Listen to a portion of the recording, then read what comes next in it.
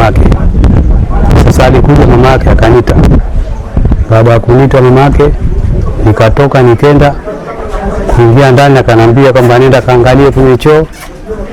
Kwenda kuangalia kwenye choo ndio namkuta mtu ananing'inia. Kwa hiyo pale mimi baada ya kumwangalia ni kwamba ashafariki, sikumgusa, lakini nilitoka moja kwa moja kwenda kupiga ripoti kituo cha polisi. Yaani hao ndio nilishuhudia. Lakini marehemu alikuwa ni mgonjwa kipindi karibuni miezi 3 au 4. Alikuwa anaumwa na mwanzo alianza kubojoka kwa miguu. Baadaye tena na dawa na nini ikawa naweza ile kutembea. Sasa siwezi kujua kilichomsibu zaidi ni kitu gani. Ni mjumbe wa Sheikh Selemu. Wakati natoka msikitini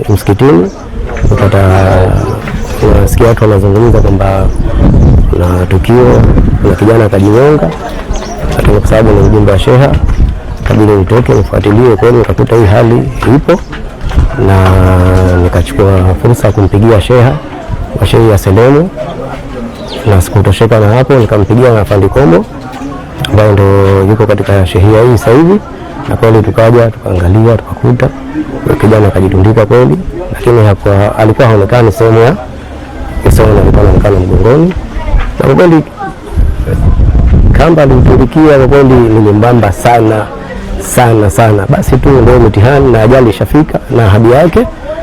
Kwa hiyo msingi tu tumuombe dua, basi inshallah alaze pahali pema Saidi.